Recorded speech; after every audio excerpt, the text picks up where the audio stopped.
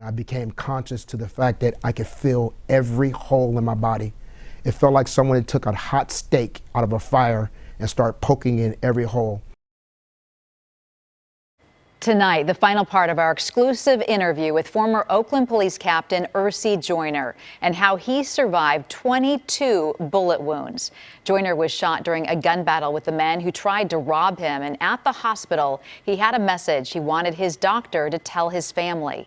KTVU's Andre Sr. is here now with that message and why the doctor said Joyner is a patient he will never forget. Well, Julie, by the time Ersie Joyner made it to the hospital, he said the pain was so intense he no longer wanted to continue.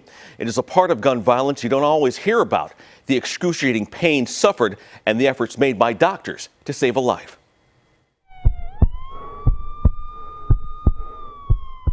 As Ersie Joyner laid on the concrete of this Chevron gas station off Castro Street in Oakland last October, quick-thinking police officers alerted by ShotSpotter jumped into action. I was very aware and conscious of my medical condition.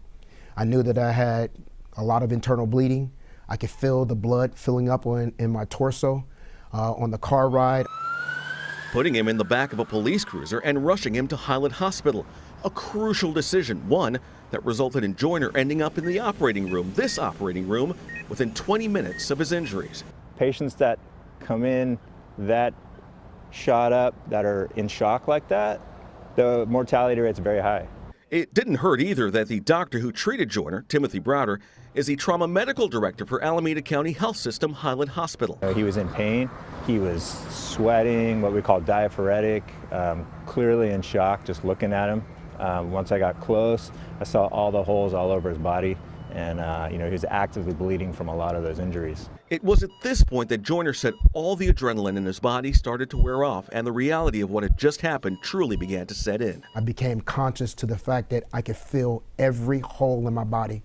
It felt like someone had took a hot steak out of a fire and started poking in every hole. The pain became so overwhelming that I no longer wanted to continue. During the excruciating pain consuming him, he said something to Dr. Browder what he thought could have been the last words he'd ever utter. And I said, hey, I got a message for you to give to my family. But Browder's response was not what you might expect. He grabbed my hand off, he put the mask back on, and he says, you're going to tell him yourself. That's the last thing I remember. I told him that he was going to be okay and that I had him and that I was going to take care of him and that he'd be all right. I know he was scared, and understandably so. Joyner would eventually be put under anesthesia while doctors removed bullets from places like his torso, back, legs, and ankles, and closed his myriad of bullet wounds.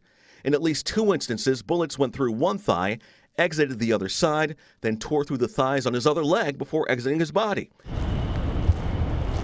But when you watch Joyner walk and move around today, there is no evidence he suffered so much damage. One of the reasons? He comes here 3 times a week and takes care of business. If not for the consistency and the work that Chris put into my body for strength and conditioning, I more than likely wouldn't have survived October 21st. A stunning story of survival that forged a bond between Joyner and Browder. To this day, we still communicate via text because I'm so grateful that he saved my life. I really enjoyed helping him, taking care of him. It's like one of those rare times, and you get somebody and it really sticks in your brain. I'll remember him forever. What happened to Joyner, though, only further highlights an ongoing issue in Oakland: gun violence, something Browder says he is seeing more of lately. We do see a large number of gunshot wounds and violence-related injuries. So it keeps us busy. 109 people have been killed in Oakland on the average for 55 years. And it's a problem that Joyner fought to combat during his years on the force.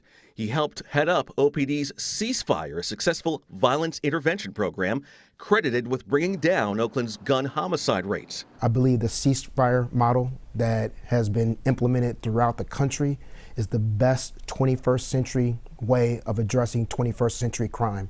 Outreach work, in-person meetings, counseling, and many of the other key elements of the program began to suffer because of the pandemic. It's an issue that runs parallel to statistics that show 2021 was the deadliest year in Oakland since 2006.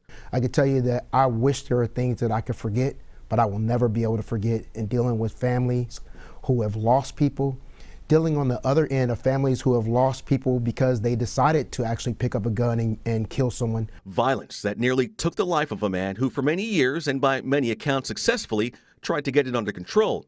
And for the surgeon on the front lines battling every day to save lives, Joyner's survival is a bright spot. And some people might call that a miracle, right? It's a privilege to take care of all of our patients in the community, but definitely when we get someone that's served like he has and has protected this community his entire career, his entire life, to be able to give back and help him is really, it hits home.